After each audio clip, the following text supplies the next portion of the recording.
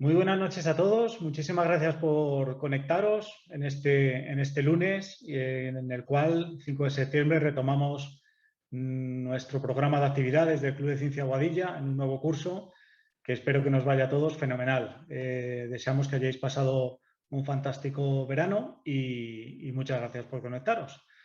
Qué mejor que empezar el nuevo curso pues visitando a probablemente el astro favorito de muchos de nosotros, la Luna, gracias a una nueva observación que nos regalan Jaime Fernández y Javier Ibáñez ya en muchas ocasiones. Empezamos en la pandemia con el formato online obligado y bueno, pues gusta tanto y funciona tan bien y bueno, pues la verdad que lo hacen tan fenomenal Jaime y Javier que se presta a ello y bueno, pues una vez más les tenemos que agradecer su esfuerzo en darnos este rato tan agradable. El Club de Ciencia Boadilla, para los que no nos conozcáis, pues somos una asociación sin ánimo de lucro, residentes, por supuesto, inscritos en el Registro Municipal de Boadilla, y no somos científicos, sino aficionados a la ciencia. Hay científicos también, por supuesto, entre los socios y entre los simpatizantes del Club de Ciencia, y nos dedicamos pues, a la divulgación científica en distintos ámbitos, en distintas ramas de conocimiento, la astronomía como nos toca el día de hoy, la microscopía, la biología, química, antropología, etcétera, etcétera. Como a lo mejor alguno no conocéis nuestra página web, es cienciaboadilla.com. Ahí tenemos nuestro programa, un calendario para incluso poder sincronizarlo en el móvil a través de Google. Y bueno, pues ahí vamos publicando, como digo, el programa y también poniendo los enlaces a las actividades pasadas que quedan en el canal nuestro de YouTube.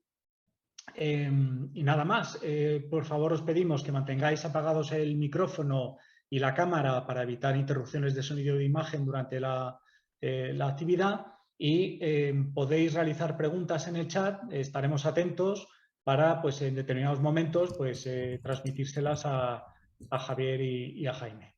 Así que nada más, los mandos son vuestros, buen viaje y muchísimas gracias de nuevo. Muchas gracias. Muchas gracias, yo soy Javier Ibáñez, pues nada, socio del Club de la Ciencia desde hace un par de años y conmigo está mi compi Jaime Fernández. ¿Qué tal? Yo soy Jaime Fernández y junto con Javier pues hacemos estas sesiones para el Club de Ciencia. Yo tengo el telescopio en casa en el que tenemos acoplado una cámara y entre los dos, bueno, pues os vamos comentando qué es lo que vamos viendo, ¿verdad, Javier? Esa es la idea, Jaime. Además, hoy hemos cambiado de telescopio, tenemos novedad, ¿no? Tenemos un nuevo instrumento. Sí, bueno, un nuevo viejo, porque es un telescopio, es un cartón de 100, tiene más o menos, tiene las mismas características aproximadamente que el que teníamos antes, que era un Vixen, es un 100 de diámetro, pero lo peculiar es que, bueno, pues este telescopio es un clásico, es un telescopio que tiene nada menos que 40 años y funciona como un campeón como el primer día o mejor, porque ya está entrenado, ya sabe lo que tiene que hacer. Entonces, bueno, pues hay una diferencia con respecto al anterior y es que estos telescopios antiguos o clásicos tenían unas focales muy elevadas para reducir las aberraciones cromáticas y entonces este tiene 1,30 m de focal. Casi no cabe en el observatorio, va de extremo a extremo y tengo que tener cuidado de cómo lo pongo, no vaya a ser que me roce la cámara con las paredes. De hecho, esta foto que ponemos aquí es de hace un rato, cuando estoy ahora de día, que como veis la luna medio se ve, el telescopio está un poco ahí atascado, o sea que estamos un poco con pinzas, ¿no? Sí, porque la luna tiene ahora en su órbita, ahora mismo está bastante baja, si os fijáis y salís fuera a verla, veréis que otras veces pues la luna la ves muy alta, pues hoy está muy bajita, entonces las paredes del observatorio dificultan un poco la observación, pero lo hemos conseguido. Hemos contratado al señor de las órbitas para que nos ponga la luna a tiro. Sí, de hecho, si queréis seguir lo que es la sesión, pues como os decimos otras veces, ¿no? Con unos prismáticos, si tenéis un telescopio y nos enchufáis ahí y así vamos viendo juntos, vosotros con vuestro instrumento, nosotros con la sesión de Zoom, pues fenomenal, cada uno como quiera. Y vamos a pasar a un momentito a ver el mapa llave, que como sabéis, pues es el que nos indica un recorrido que vamos a hacer. No vamos a ver todo esto, no os asustéis. Va a ser una selección de los objetos que hay aquí. Empezaremos con Anaxágoras, que ha sido una decisión del último momento. Es un cráter que está muy en el polo norte. Tenemos un vídeo chulo y lo queremos compartir. Seguiremos por el terminador. Ya sabéis, el terminador es la zona que separa la zona iluminada de la noche en la Luna. Esa franja que se va desplazando a unos 15 km por hora aproximadamente, y que es donde queremos centrarnos para poder aprovechar las sombras de los diferentes elementos que vamos a ver y que así podamos apreciar mejor todos sus detalles. Como digo, bajaremos de Anaxágoras a Plato. Tenemos un vistazo al mare Imbrium a ver cómo está amaneciendo en uno de nuestros mares favoritos, y seguiremos para abajo rumbo a Copérnico, que está ya bien dentro de la zona iluminada, con lo cual vamos a poder ver Copérnico, y lo que es más importante, el campo de volcanes, que está, según estamos viendo el mapa, pues hacia el oeste, más en la zona del terminador. Creo que vamos a poder verlos, y si el SIN es bueno, pues podremos incluso ver alguno de los volcanes, obviamente apagados, pero ahí están, del campo como digo, de volcanes de Copérnico. Luego iremos para abajo, ya que tenemos la zona del Apolo 14 en Fra Mauro, pues a tiro, pues comentaremos alguna cosa de esta misión del Apolo 14, y luego ya pues terminaremos en la zona de Tycho, Clavius, dos de nuestros elementos favoritos. Cada vez que están, pues siempre los comentamos. Y por último, pues algo acerca del Polo Sur, que no se ve, pero nos gusta decir muchas veces que ese es el futuro de la exploración de la Luna. Y bueno, pues comentaremos alguna cosilla referente a esto del Polo Sur, ¿vale? Y bueno, referente a los elementos que vamos a ver, Jaime. Pues, ¿qué vamos a ver? Bueno, en esta gráfica es muy representativo, porque aquí están casi todos los elementos que podemos ver hoy. En la Luna hay dos grandes áreas, lo que llaman las tierras altas y las tierras bajas. Las tierras altas es en donde, digamos, que más accidentes geográficos te vas a encontrar, son las partes más claras de la Luna. Y luego están las tierras bajas, principalmente cubiertas por los mares. Y bueno, en visual pues se ve que es una zona más oscura frente a una zona más clara. Veremos cráteres con sus rayos de eyecta, sobre todo los más jóvenes, como vamos a ver Copérnico, pues se van a ver muy bien, aparte de Tycho también. Vamos a ver otros grandes cráteres de impacto, cráteres más jóvenes. Vamos a ver alguna rille, alguna grieta. Vamos a ver volcanes, domos volcánicos. Hemos estado comprobando hace un ratito y efectivamente se ven bastante bien, porque son muy bajitos y la luz tiene que ser muy rasante para que se llegue a ver. Dorsas, campos de cráteres de impacto llenos de lava, como es Imbrium, por ejemplo, y ese tipo, o fallas, y ese tipo de accidentes sobre la superficie de la Luna.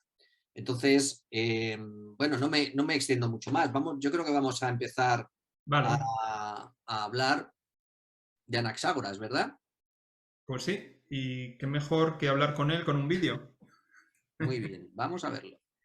Un vídeo que está, bueno, porque está grabado por la sonda Kaguya, que es de la Agencia Espacial Japonesa, la JAXA. Es una sonda que ya no existe, impactó contra la Luna a principios de los años 2000, pero bueno, nos dejó fotografía y vídeo pues tan espectacular como esta.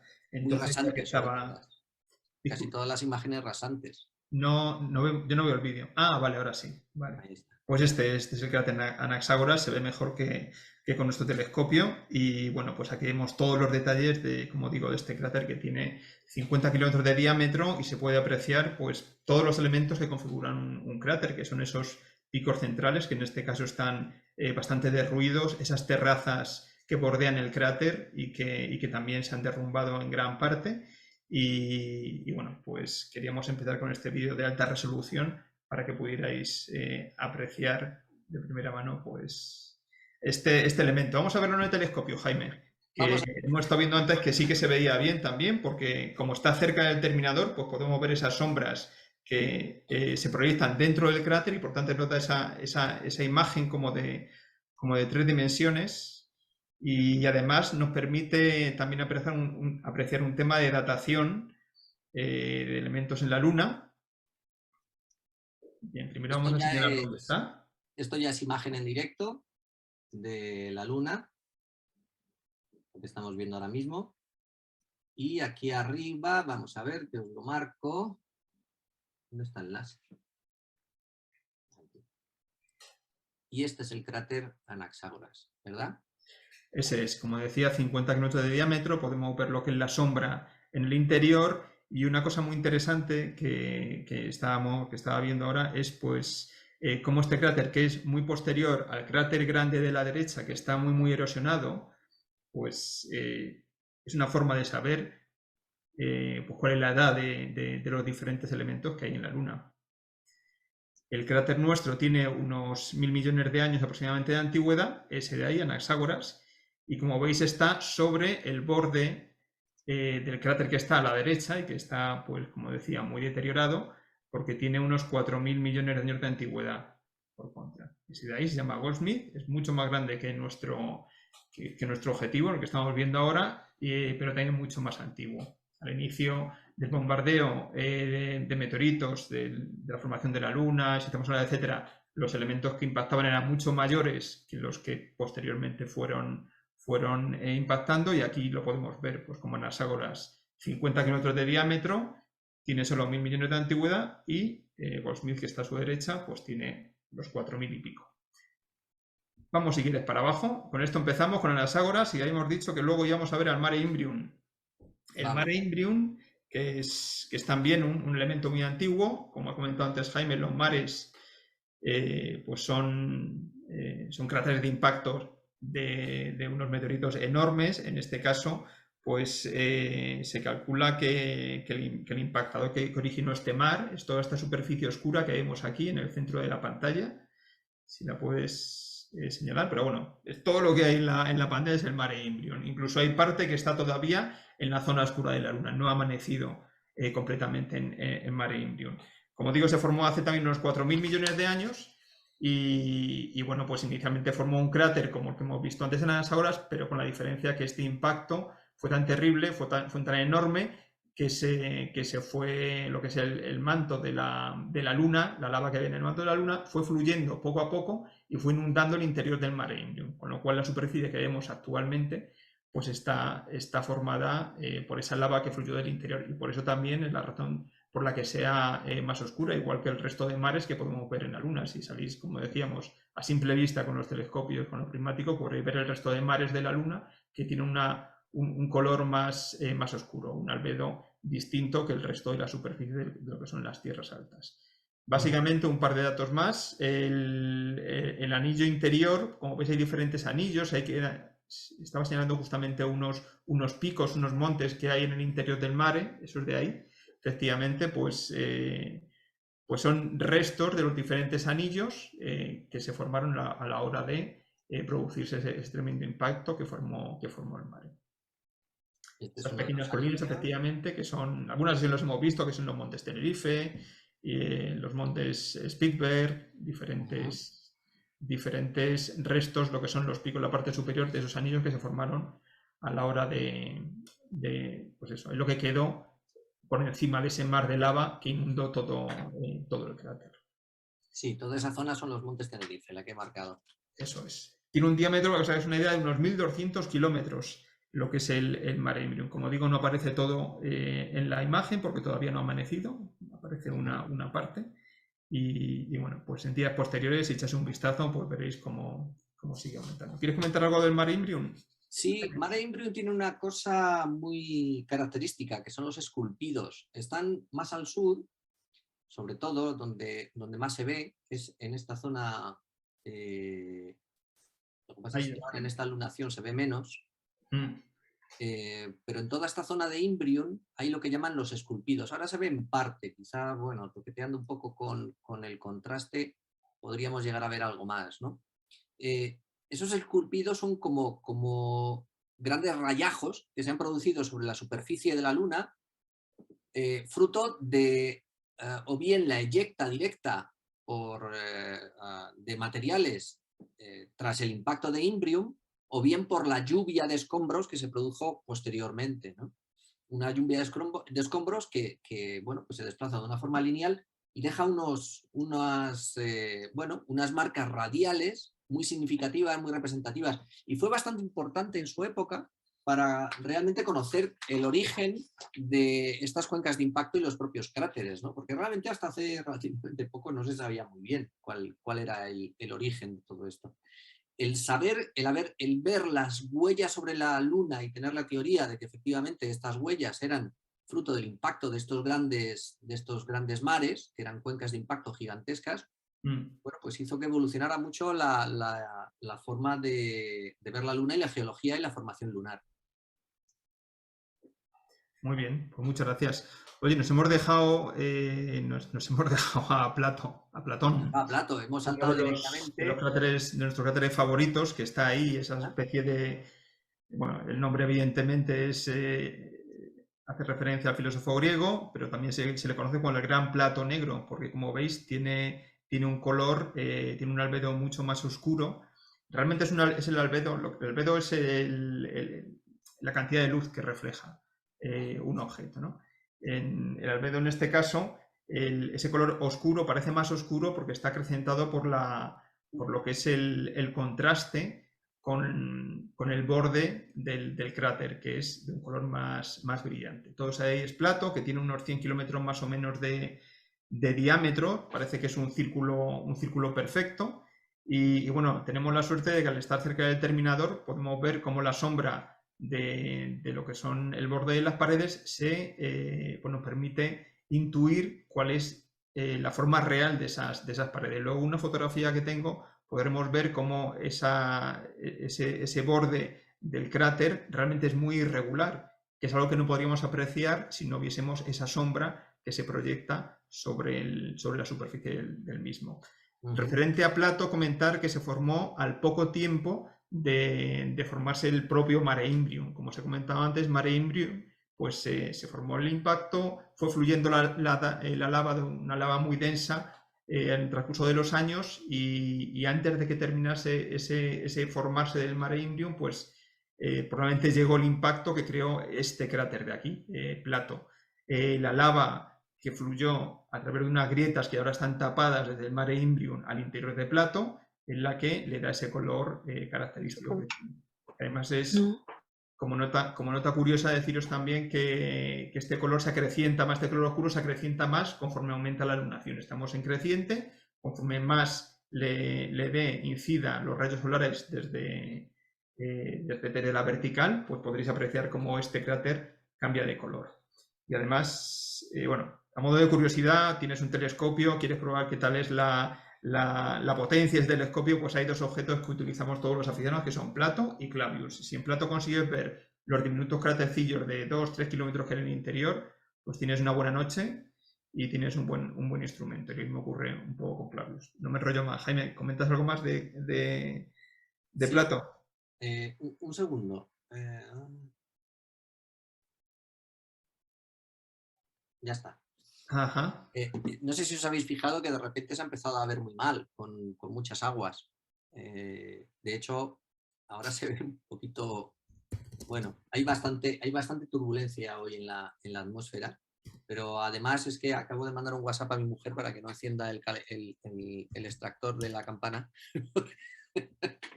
Pues son las cosas del esto en el observatorio. Estamos contando todas nuestras vergüenzas. Porque de repente ha venido, bueno, una zona así un poco tenebrosa que se ha empezado a ver mal. Bueno, no, simplemente contaros que bueno, pues efectivamente la lava de Plato es un poquito más oscura que la de Imbrium, tiene un poquito menos de albedo, y el cráter tiene los bordes muy afilados, con crestas que realmente solo se aprecian por las sombras, ¿no? Que parece muy plano, pero cuando empiezas a ver las sombras de estas crestas, fijaros cómo se ve ahora de mal con tantas aguas, ¿verdad? Bueno, estas son las penurias de los astrónomos, ¿no? Que a veces tenemos estos problemas, ¿no? Que la atmósfera pues se empeña en ser turbulenta.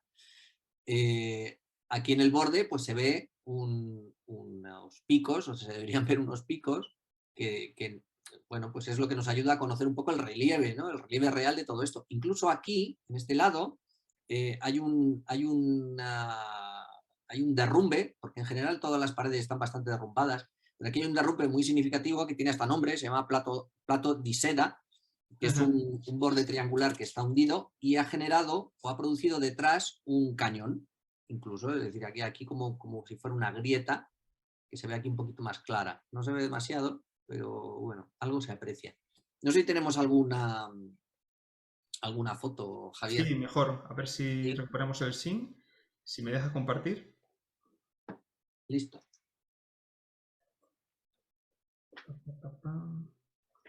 Vale, primero esta foto era del conjunto del Mare Imbrium, pues para que veáis un poco su extensión. Esta parte de arriba, aquí arriba, es donde vemos Plato, con esos 100 kilómetros de diámetro, y lo que decíamos, el diámetro total del Mare Imbrium, que aquí se aprecia claramente que es un cráter gigantesco, pues una cuenca de impactos, como se llama, son 1200 kilómetros de diámetro. Entonces, Plato y el Mare Imbrium en toda su totalidad, que no lo veremos hoy porque está desde Sinus Iridium, que es esta especie de bocado que le han pegado al Mare Imbrium aquí arriba a la izquierda, pues desde Sinus Iridium hacia el este, hacia el oeste, pero hacia la izquierda, pues no vamos a poder ver esta noche. Esto lo que es una fotografía de alta resolución de lo que es la superficie del Mare Imbrium, que como decíamos, pues esas lechadas, esa lava que fue fluyendo poco a poco y que cubrió su superficie, pues esto es una imagen de esas diferentes capas de lava que fueron cubriendo el fondo del mar. Y esto de aquí, Jaime, es los esculpidos que comentabas, esas rayas que hoy no se veían porque estamos un poco lejos del terminador, lo que es los esculpidos de Imbrium, pero bueno, aquí en azul se ve pues eso que comentaba Jaime y que ayuda a entender un poco más cómo se forman los diferentes elementos que hay en la Luna. Sí, ahí en esa zona que has mostrado, ¿sí? Esas líneas moradas son estructuras de fallas, en realidad. Los esculpidos están un poquito más a la derecha. Ajá. Pero es el origen de los esculpidos, es decir, esa especie de forma de piano o diente de sierra es el comienzo de los esculpidos que van de ahí hacia abajo. Ajá, vale. Sí. Es una zona bastante, desde un punto de vista geológico es muy compleja, porque tiene muchas fallas también y esos rayajos de los esculpidos. Vale.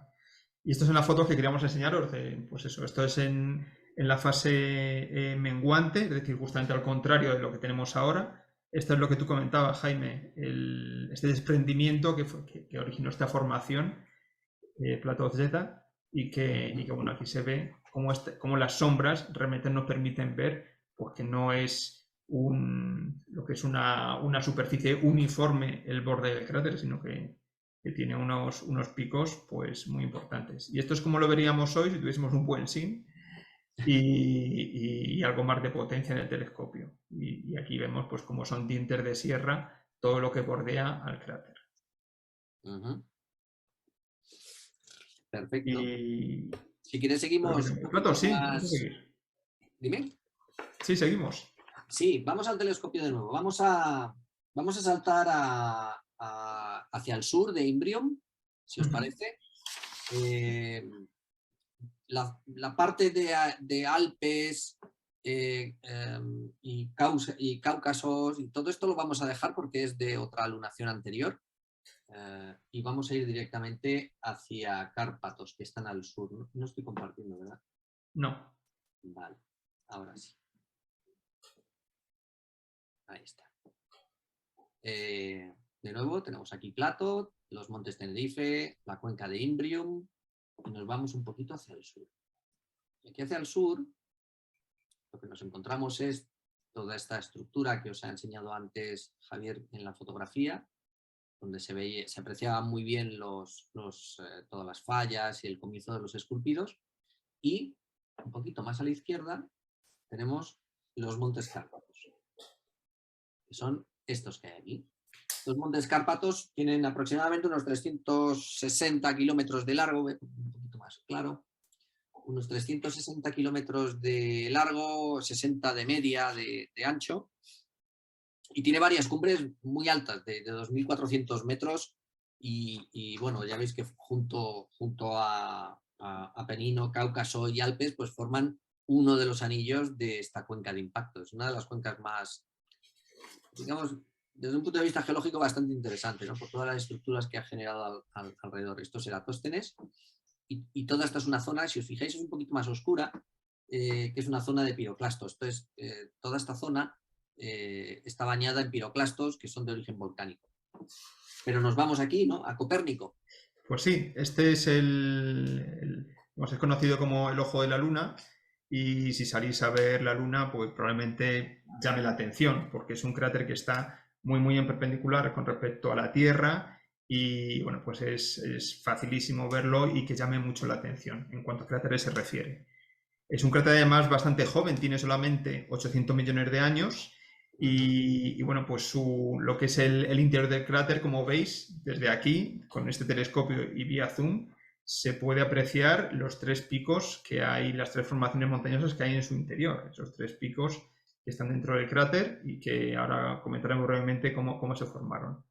Creo que lo he dicho, tiene unos 90 kilómetros de diámetro más o menos, y bueno, pues tiene multitud de terrazas que comportan pues, los alrededores del cráter, y tiene una forma un tanto hexagonal, que yo creo que se aprecia bien, sobre todo en la parte de la izquierda, la parte que está más iluminada por el sol. No sé si os dais cuenta, pues que el sol está entrando desde la derecha hacia la izquierda, por eso se forman las sombras, y por eso la parte izquierda del cráter tiene ese brillo que es provocado por eso, por los rayos solares que en este momento le están impactando. Comentaros que Copérnico no siempre se llamó así, es un cráter que cambió de nombre varias veces. Hemos comentado en alguna de las sesiones que la nomenclatura actual de casi todos los objetos de la Luna, por lo menos los más importantes, se la pusieron por los astrónomos jesuitas en el siglo XVII, Giovanni Battista Riccioli y Francesco Grimaldi en su libro Almagestum Nova. Pero anteriormente había sido llamado de otra manera por otros astrónomos predecesores suyos. Por ejemplo, se llamó Felipe IV en honor al rey Felipe IV de España, por parte del astrónomo Langrenus, Michael Langrenus, y también fue llamado Monte Etna por Johannes Hevelius. Le llamó Monte Etna pues porque para él era el nombre adecuado. En fin, el caso es que se llama Copérnico en honor al astrónomo polaco, y bueno, pues es el nombre que ha llegado hasta nuestros días. También quería comentar brevemente, antes de que pasemos a lo que son los campos de volcanes, que se ven muy bien, pues porque sabemos que tiene 800 millones de años de antigüedad, exactamente, o clock, pues porque los astronautas de la misión Apolo 17 consiguieron traer a la Tierra unas muestras de su eyecta que sacaron de la zona donde ellos aterrizaron, nada menos que en el mar de la Serenidad, a no sé, unos 1000 kilómetros de distancia de aquí. Es una pena que no podamos ver una toma más general, pero vamos, que como digo, los astrónomos del Apolo 17, o sí podemos. No. Esto es el campo nativo del telescopio. Vale. Pues nada, no pasa nada. En fin, el caso es que recogieron unas muestras y las trajeron a la Tierra, entonces se pudo datar de una forma precisa cuál era la antigüedad de este cráter de Copérnico, como digo. Y si quieres comentar la parte de los campos de los volcanes. Efectivamente. Fijaros, estaba intentando retocar un poco la imagen, cambiar los contrastes y los brillos de la imagen para que se aprecie mejor todas estas estructuras tan interesantes que hay alrededor de Copérnico, que son parte de la eyecta de este cráter y que sigue perdurando pues gracias a eso, a que precisamente este cráter es relativamente moderno.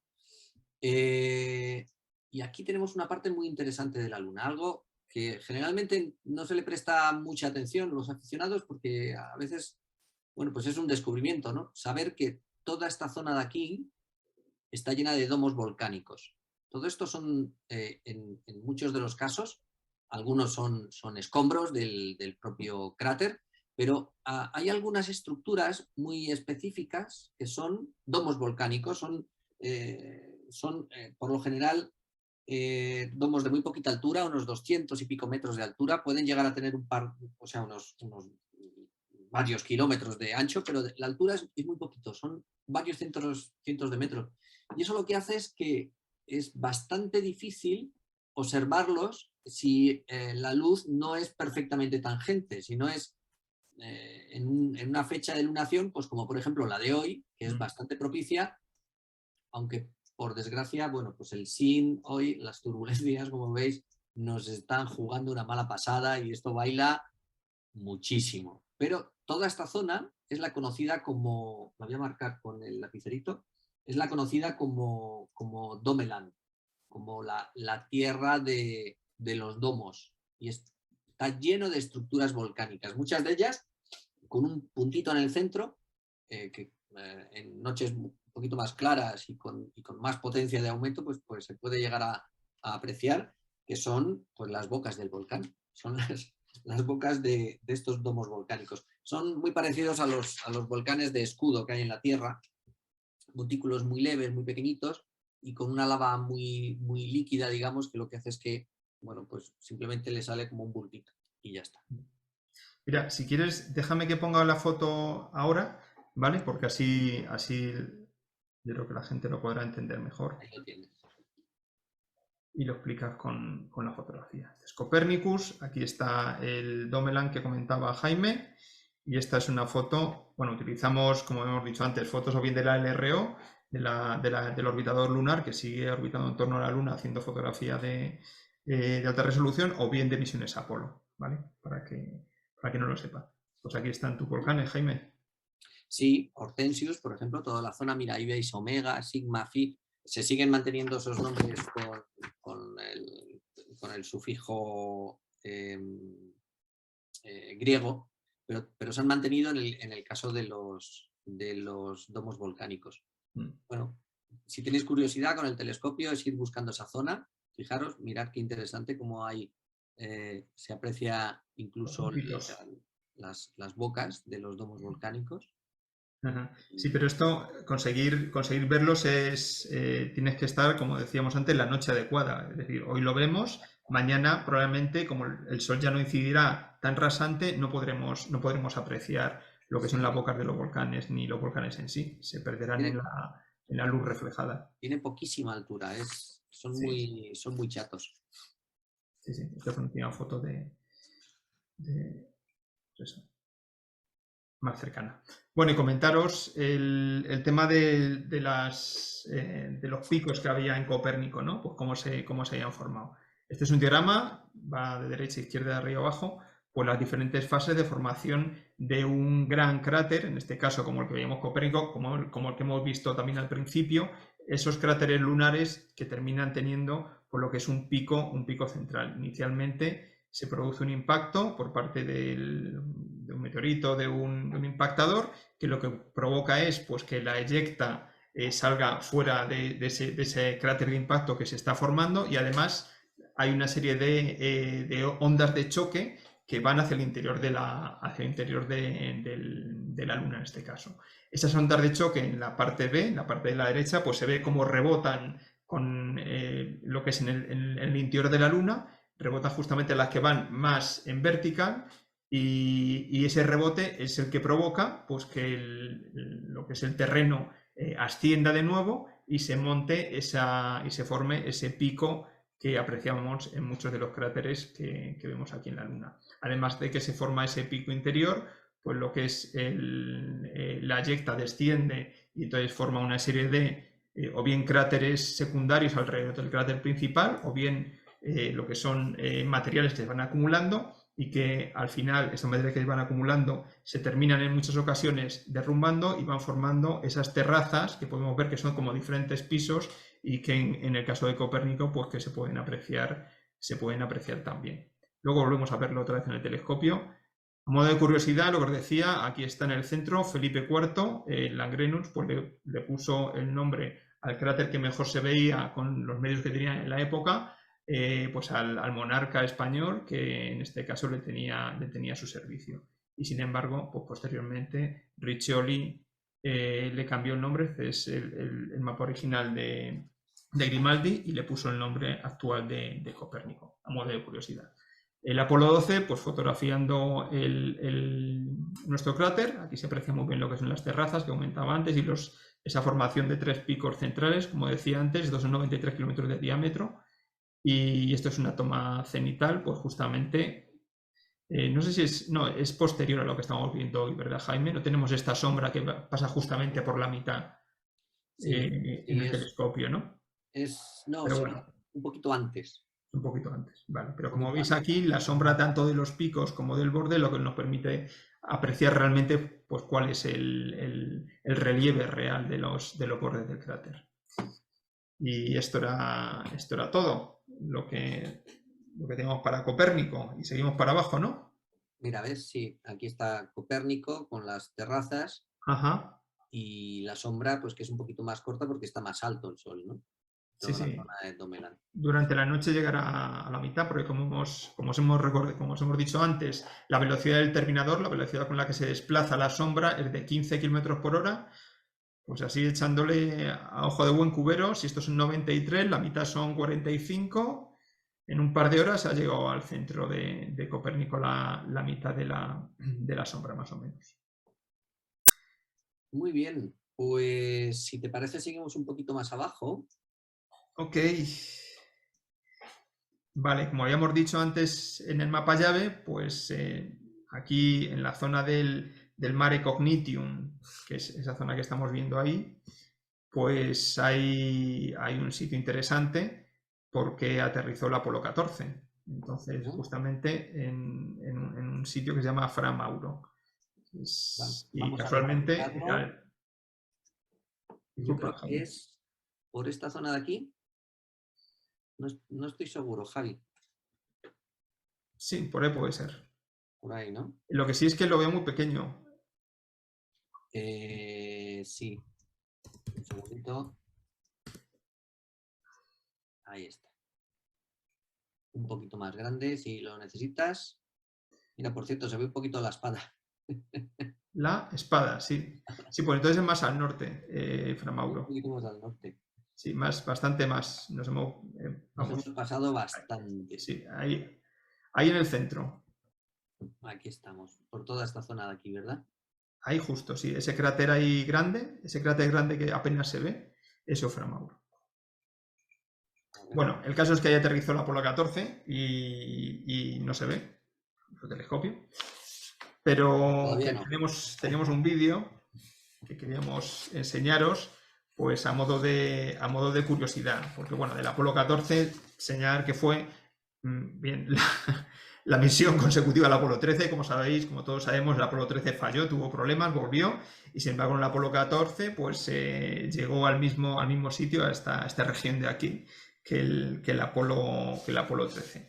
Entonces, bueno, pues hizo una serie de un par de misiones pues, para recoger muestras en la zona de Fra Mauro, para hacer luego una serie de investigaciones con las muestras de la Luna, etc. Y bueno, lo que teníamos era un vídeo pues, de cómo fue una de esas misiones, que además fue una misión en parte fallida, ¿no, Jaime? Esa EVA que hicieron, sí, en parte sí. fue fallida. Estas cosas que pasan, te puedes hacer bastantes miles de kilómetros para acceder a la Luna y luego pues veremos qué es lo que pasa. A lo mejor por no dar un pasito más, ¿no? Voy a bajar el volumen para irlo comentando al mismo tiempo. Vamos a ver. Está ahí de fondo. Creo que se me oye bien, ¿no? Bueno, este vídeo representa las 6 misiones que ha habido en la Luna. Y centrándonos en la del Apolo 14, lo que hicieron fue esa es el módulo lunar Antares, y lo que hicieron fue caminando y con un carrito se llevaron una serie de instrumentos porque estaban buscando un cráter en concreto. El cráter se llamaba Cono, ¿verdad? Entonces empezaron a caminar, fue como una milla, 1,5 kilómetros aproximadamente. Y tenían un problema, y es que claro, la cartografía que existía en aquella época de la superficie lunar pues era bastante pobre en todos los sentidos, con lo cual no sabían muy bien dónde tenía que estar, y el horizonte que tenían era no veían el cráter, no sabían dónde estaba el cráter exactamente, Y estuvieron buscándolo, acarreando esos instrumentos, hasta un punto en lo que llamaban el punto C', en la estación C', donde se dieron cuenta de que no habían encontrado el cráter y tuvieron que dar marcha atrás, digamos, regresar porque se les acababa el tiempo, y al final acabaron en la estación C1, que llaman, ¿no? Y lo que no se dieron cuenta es que estaban a escasos 150 metros del borde del cráter, que era justo el que estaban buscando. Aún así, la misión fue muy exitosa porque pudieron terminar con todas las pruebas científicas que tenían previstas, pero fijaros a qué distancia se quedaron. Llegaron a sobrepasar un poquito el cráter y se acercaron, pero no llegaron, por muy poquito. O sea que Google Maps. Te vas hasta la Luna, te recorres la distancia de la Tierra a la Luna y luego por 150 pies, 100 metros, 100 y poco metros, pues se quedaron fuera del objetivo principal de la misión. Pero bueno, estuvieron 2 horas y media de paseo lunar. Nada menos. De hecho, llegaron media hora tarde al punto C', y claro, eso también les obligó un poco a decir, bueno, ya, hasta aquí vamos a darnos la vuelta porque... Las misiones posteriores ya utilizaron los rovers, y entonces la distancia que podían cubrir y el tiempo que se podía estar pues era mucho mayor, pero esta fue la última misión en la que no había rover y además tenían que ir tirando del carrito, como tú dices, que suena un poco cómico. Pero bueno, en la superficie de la Luna pues no hay gravedad y entonces costaba menos. Parece que casi se les cae varias veces. De hecho, tuvieron algún problema y casi se les vuelca, precisamente por lo rugoso que era la superficie de la Luna y la falta de gravedad. Aquello no se sostenía en el suelo. Cuando pillaba una piedra rebotaba y salía casi volando, ¿no? ¿Te puedes imaginar? Así es. Bueno, volvemos al telescopio, Jaime. Sí. Si quieres comentamos también qué fue aquello que trajeron, que fue muy peculiar, ¿no? Efectivamente. Os voy a compartir las fotos, ¿vale? Y así es más sencillo de entender. A ver, he quitado. Sí. Bueno, trajeron una roca que no era de la Luna. Bueno, un trozo de la roca que no era de la Luna. ¿Te parece empezar tú? Sí, efectivamente. Trajeron una roca que la llamaban Big Bertha. Le pusieron el nombre de un cañón alemán de la Segunda Guerra Mundial.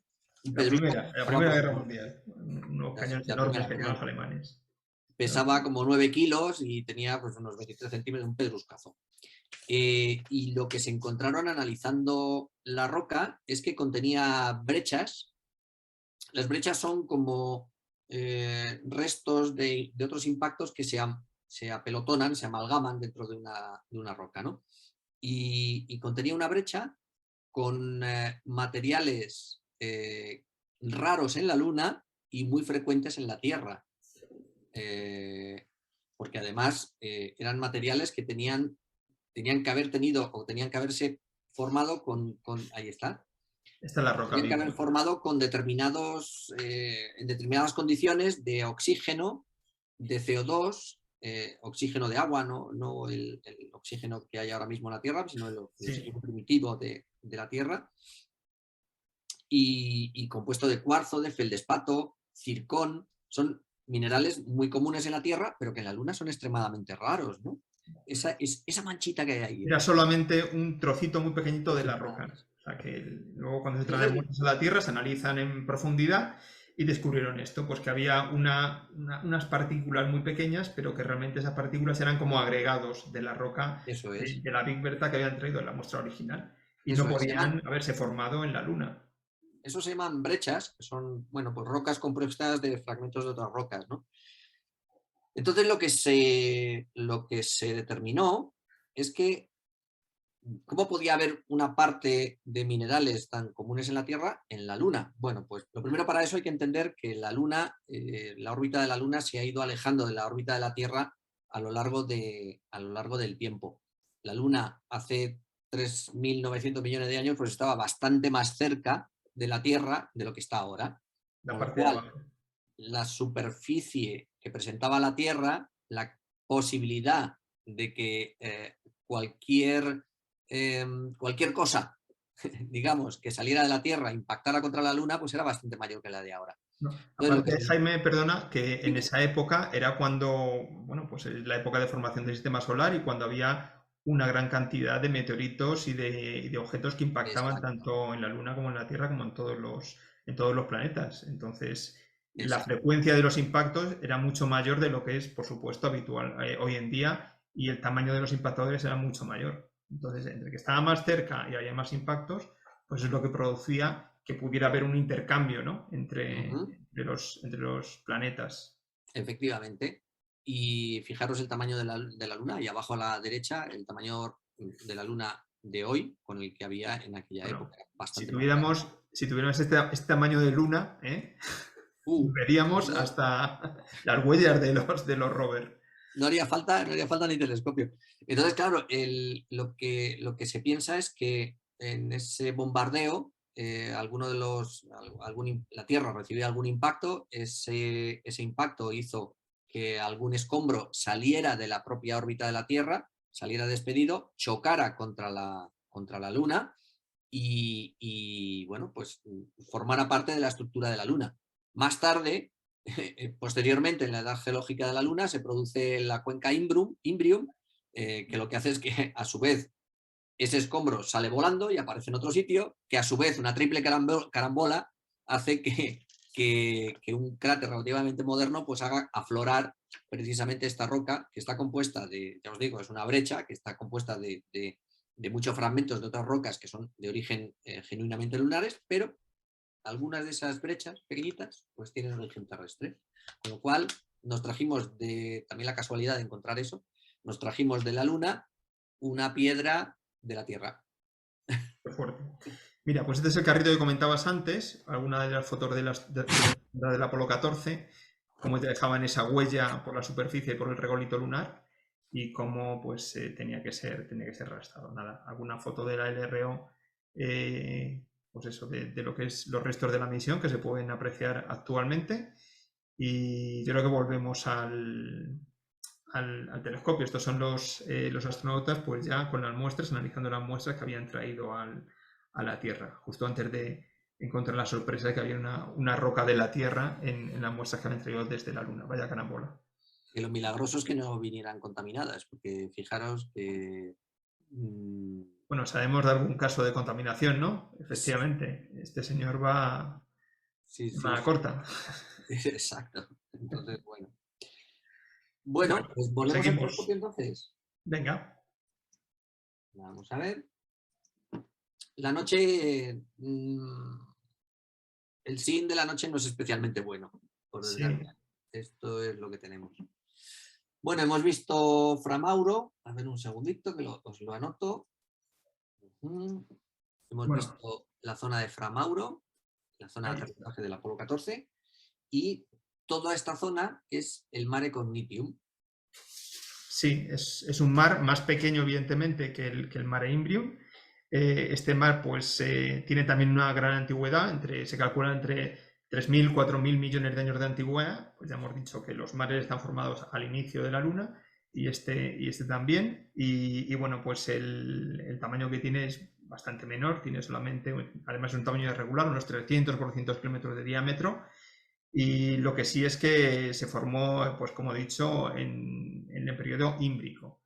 El Mare Imbrium es el que da el nombre pues, a todos los elementos que se formaron pues, más o menos en esa época. Porque como es el más grande, pues es el que da digamos, el nombre a una época, la época en la que cualquier cráter, mar o formación se formase más o menos en ese rango de fechas, 3.000, 4.000 millones de años de antigüedad. Y yo creo que vamos hacia el Polo Sur, vamos a ver dos de nuestros cráteres también favoritos que están allí en el Polo Sur y creo que son conocidos por muchos de vosotros. El cráter Tycho, que es conocido como el cráter de los dinosaurios, y que es este cráter que cuando está en luna llena, pues veis como unos rayos que irradian desde ese cráter, de este elemento.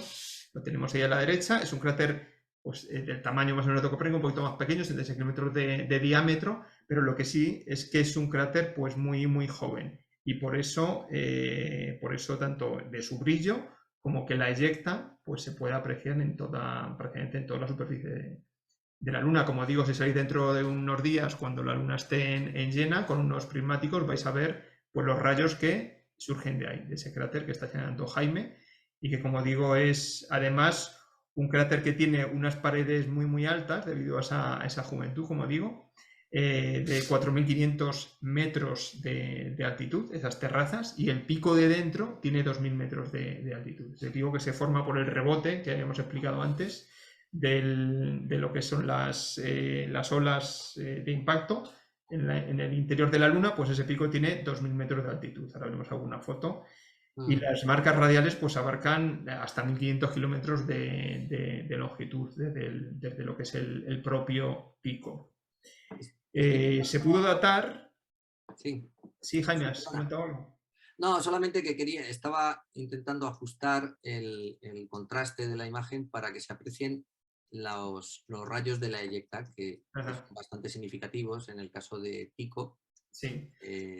Pero que, bueno, dado el SIN que hay, pues no se ven en exceso, ¿no? Perdona, bueno, pues como decía, también fue el Apolo 17 el que pudo datar con precisión cuál es la edad de Tycho, porque de nuevo en la zona de donde alunizaron, en el valle Taurus-Littrow, pues también pudieron recoger muestras de Tycho debido a que esa eyecta se proyectó hasta, como hemos dicho, unos 1.500 kilómetros con respecto a donde estaba el cráter. Por cierto, un comentario que no hemos dicho antes. Estuve el otro día en el Museo Naval de Madrid y tienen una muestra lunar que trajeron los astronautas del Apolo 17, ya que son de los que estamos comentando ahora. ¿En el Naval? En el Museo Naval, sí. Ah, no lo sabía. Sí. Fue un regalo del gobierno estadounidense al gobierno español de la época y actualmente se conserva allí y es del Apolo 17, que les pregunté de qué misión era. Los mismos que dataron tanto Tycho como Copérnico, los dos cráteres estrellas que estamos viendo hoy. Y bueno, y nada, yo creo que más para abajo pues tenemos nuestro cráter casi final, ¿no? Que podemos ver con el telescopio. Bueno, simplemente comentaros que Tycho durante algún tiempo fue conocido como el cráter de los dinosaurios, porque se pensaba que era contemporáneo con el cráter que originó, con el impacto que originó la extinción de los dinosaurios en la Tierra, con la teoría del cráter de Chicxulub, que bueno, se pensaron que... Ah, mira, nos comentan el del Club de la Ciencia que se graban 2 piezas, una Franco y otra Carrero Blanco, que sí, efectivamente, la de Carrero Blanco es la que donó a su vez al Museo Naval. Estuvo algún tiempo en otro museo y luego terminó en el Museo Naval. Muchas gracias. Como decía, por de Tycho se pensó durante algún tiempo que era contemporáneo del cráter de Chicxulub, que es el que originó la extinción de los dinosaurios, pero una vez que los astrónomos del Apolo 17 pudieron datar con precisión su edad, pues entonces se desestimó esa teoría. Y por último, el cráter más grande que tenemos aquí abajo, que es Clavius, de la película de... ¿Qué película era? Joder. Esto era de Tintín, ¿no? ¿Qué pasa de Tintín, hombre? ¿No era el cráter de Tintín? No. 2001, la mejor película de la historia. No, es la película... Sí, mira, contesta Chris, Odisea, efectivamente, 2001, Odisea en el espacio. Iba a decir, se grabó en Clavius. No, no se grabó, pero está basada, donde se descubre el monolito es ahí en Clavius. Vamos a intentar hacerlo un poquito más grande. A ver qué se ve. Por la estructura que tiene dentro, ¿no? Que, bueno... Sí, es una estructura muy curiosa. Uf, hace muchas aguas, ¿eh? Fijaros cómo está esto. Qué pena. Está tremendo. Está tremendo. Bueno, solamente comentaros, Clavius pues es un cráter de unos 220 y tantos kilómetros de diámetro. No sé para hablar, no quiero hablar. Bueno, pues estás hablando. Ay, no, salir no. Nada, comentaros eso. Tiene 200 y pico kilómetros, unos 3 kilómetros de profundidad, es relativamente bajo. Tiene unos 4.000 millones de años. El nombre es por un sacerdote matemático y astrónomo alemán del siglo XVI. Y lo curioso del cráter también es que la superficie es convexa, de manera que si estás en uno de los extremos, ¿verdad? No verías el otro borde del cráter, dada su longitud y esa curvatura que tiene, no serías capaz de ver el otro lado el final del cráter, ¿no? Y además dentro, si os fijáis, tenemos estos cráteres. Son varios cráteres situados, pues como no sé, en línea, ¿no? Una línea curva, de mayor, más pequeño, más pequeño, más pequeño, más pequeño. Bueno, pues es un típico cráter que utilizamos los astrónomos aficionados pues, para ver lo bueno o lo malo que es un telescopio. ¿Estará formado por el mismo impacto o no, Javier? Pues no lo sabemos realmente, ¿no? Pues no lo sé. Hay teorías de todos los colores, pero como los cráteres, estos cráteres que van en orden como descendiente, parece que tienen edades distintas, pues se supone que no es el producto del mismo objeto. Exacto. O lo que sea. Hay otros ejemplos en la Luna que sí que son como cadenas de cráteres y que son producidos por el mismo elemento que por lo que fuera venía ya deshecho en varias piezas y entonces impactaron pues como en línea o en curva, etcétera, pero en el caso de Clavius, pues dentro de que hay teorías en la que yo me creo que si los cráteres son de diferente edad, pues evidentemente no pueden ser de la misma familia, por decirlo de alguna manera. Exacto. Y bueno, ¿qué nos quedaría? Nos quedaría ver algo que está aquí o aquí, ¿no? Sí, habíamos seleccionado un par de cráteres que no se ven. Que no se ven. Entonces no tenemos problema de equivocarnos. Que son Shackleton y Newton. Hemos hablado de ellos en alguna otra sesión y nos gusta mucho hablar de estos cráteres porque bueno, pues ahora con la misión Artemisa van a estar muy, muy de modas. Un par de fotos de todas formas antes de lo que es Clavius. Sin el desastre que tenemos esta noche, que también vaya mala suerte. Porque ha habido buenas noches, pero la de hoy está siendo pues, bastante mala. Pues esto es Clavius con sus 200 kilómetros de diámetro y esos cratercillos que van como en orden de mayor a menor por su interior. Y como dice Jaime, pues también efectivamente nos gusta apuntar una noche como hoy nuestros telescopios para ver qué tal se ven, cuántos cráteres cuentas y bueno, pues esas cosillas de los aficionados. Nada, una visión cenital de la LROC y esta es una foto de Tycho con toda esa eyecta, esas... Bueno, coméntalo tú si quieres, Jaime. Sí, bueno, son los rayos de eyecta. La eyecta es eso, son escombros que salen del cráter en el momento del impacto, ¿no?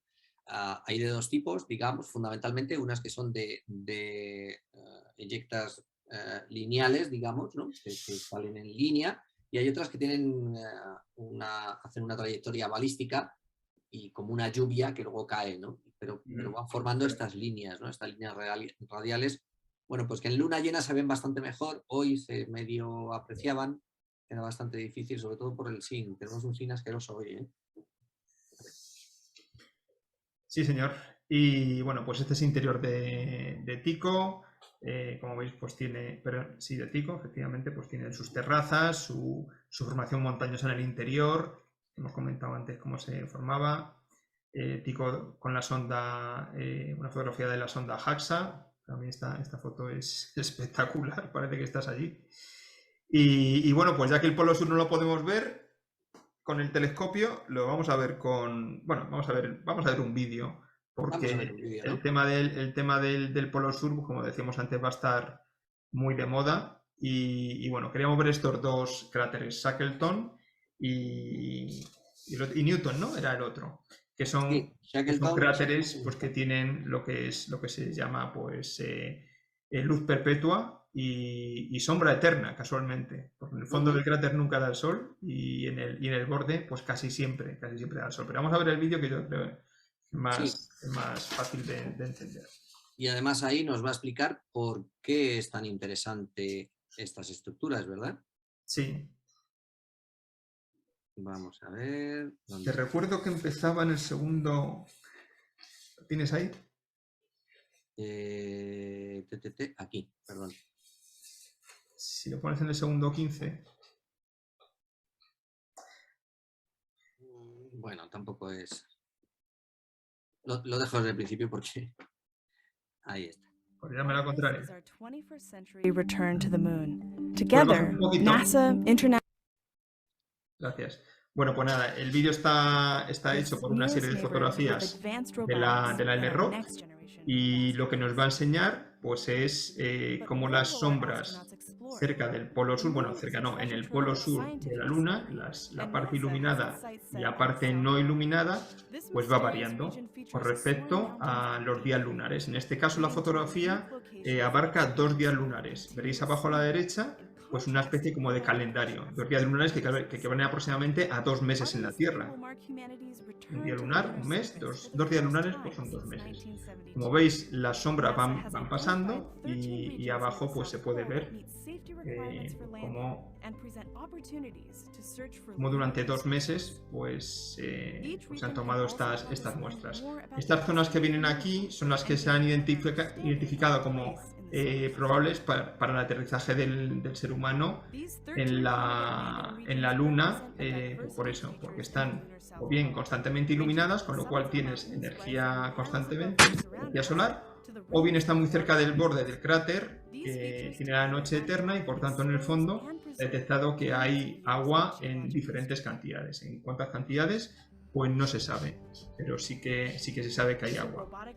Como sabéis, la misión Artemisa 1 está retrasada, era la que iba a poner a modo de prueba la tecnología que se utiliza para volver a la Luna. Artemisa 2 hará lo mismo que Artemisa 1, orbitará, pero ya con seres humanos en el interior. Y por último, Artemisa 3, en la que realmente va a aterrizar. En una de estas 13 zonas del Polo Sur, es donde probablemente van a aterrizar los seres humanos en el futuro. Jaime, nos hemos equivocado de vídeo. Sí, pero bueno, da igual. Más o menos el resumen es este, ¿vale? Que lo que queríamos enseñaros era pues cómo durante un montón de días, durante dos meses de la Tierra, pues han identificado zonas en el Polo Sur donde hay luz prácticamente permanente. Entonces, por esa razón, pues vamos a enviar allí a nuestros exploradores espaciales, esperemos en un futuro próximo. Sí, además es que allí en esa zona de los cráteres Newton y Shackleton, donde siempre da la sombra, pues se han hecho ya varias prospecciones, digamos, ¿no? Pues ya desde las ondas Clementine en el año 94, el Lunar Prospector en el 98, Selene en el 2004 y en el 2009 además la sonda LCROSS lo que hizo fue se lanzó contra la superficie del cráter de forma que bueno, pues se estrelló contra el cráter para que al levantar el polvo, los gases que se desprendieran tras el impacto, pues analizarlos, ¿no? Y entonces se detectó la presencia de agua, ¿no? Eso un poco fue lo que ha despertado el interés por esta zona y que las próximas misiones pues busquen esta zona, porque se ve como propicia para una base permanente lunar. No solamente por el agua, sino porque hay menos radiación solar.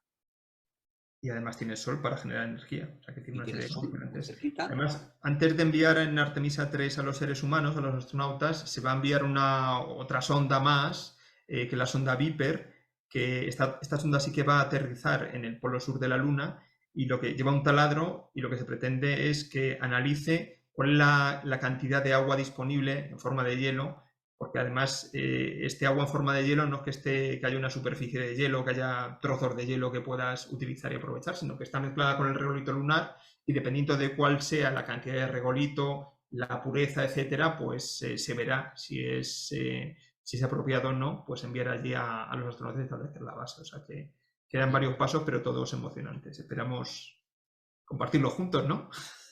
Desde luego, desde luego. Muy bien, pues... Y creo que nada más por nuestra parte. 34, nos hemos pasado 4 minutillos. Nos quedaba solamente invitaros a Astrotiermes, que sabéis que como todos los años se celebra en septiembre. En este caso, pues 23, 24, 25 de septiembre será el fin de semana que estaremos en el sur de Soria, en el yacimiento de Tiermes. Pues todo el fin de semana disfrutando de telescopios, de compañerismo, de amistad, bueno, pues de otras muchas experiencias juntos como todos los años, y esta sería la edición 14 después de la pausa que hemos tenido durante un par de años, que no hemos podido, aunque hemos querido, pero no hemos podido. y nada, invitaros a todos a que bueno, pues si os apetece os deis una vuelta por allí. Muchas gracias. Y si hay alguna pregunta... ¿Cuánto cobran la entrada? ¿Cuánto cobran la entrada? Que no dijiste. Graciela, la entrada es gratis. No se cobra nada. No se cobra nada. El que quiera solamente tiene que, eso sí, se tiene que buscar alojamiento. Hay una zona de acampada también, una acampada libre autorizada por el Ayuntamiento de Montejo de Tiermes. Se puede acampar allí, se puede ir con autocaravanas, el que tenga autocaravanas, o se puede buscar alojamiento por la comarca, que hay un montón de alojamientos. Hay una página web que es astrotiermes.es, donde podéis encontrar toda la información, la guía del evento, alojamientos y restauración. ¿Preguntas? Oye, ¿y si compartes algo de Astrotiermes a través del Club de la Ciencia? No sé, ¿por qué? ¿Algo como qué? No sé, algo más... El típico link que pinchas y hay... Más información. Lo Ah, hemos bueno, puesto claro, la en página Facebook. web, que es astrotiermes.es. A ver, Vale. yo tengo mucho peligro. Como alguien se ofrezca, lo repesco, lo meto como voluntario forzado. O sea que si lo propongo al Club de la Ciencia, lo que voy a proponer es que me ayuden voluntarios, ¿sabes? A hacer actividades pues para los chavales, hay cohetes de agua, hay charlas, conferencias. Este año no tenemos muy claro lo de la conferencia, por eso de evitar aglomeraciones. Y sabéis que el domingo hay una sorpresa también, que no la desvelo, porque entonces... El domingo 23. Hay solo el domingo. El domingo por la mañana, que es cuando despedimos el evento. Ajá. Muy bien. Tenéis que ir a la página web para verlo. Muy bien. Astrotiermes.es. Astrotiermes.es, ¿vale? Fantástico. Y cualquier voluntario que se ofrezca, pues ya sabéis, estupendo. Yo enseguida le busco trabajo. Muy bien, pues muchas gracias. Nos vamos a despedir con nuestro vídeo estrella, ¿no? Cualquier pregunta que tengáis, este es el momento. Vamos a dejar unos segundos a ver si alguien se anima. Mientras tanto, recuerdo, para los que no lo tengan en mente, la próxima actividad pública del Club de Ciencia Boadilla será el viernes 30 de septiembre a las 6:30, la conferencia presencial Vivir un volcán, que será impartida por Francisco Prieto, que es ingeniero de montes y jefe de Servicio de Medio Ambiente y Emergencias del Cabildo Insular de La Palma, que vivió, por supuesto, en primera mano, sufrió, ayudó con su saber y con su persona a pues, toda la aventura del volcán de La Palma el año pasado. Y él nos lo va a contar de primera mano al Club de Ciencia el viernes 30 de septiembre a las 6:30 en formato presencial. Y si no hay más preguntas, pues despedimos el evento de hoy, ¿no? Con nuestro vídeo de cierre habitual. Daros las gracias. Gracias. Y hasta la próxima. Buenas noches. Chao.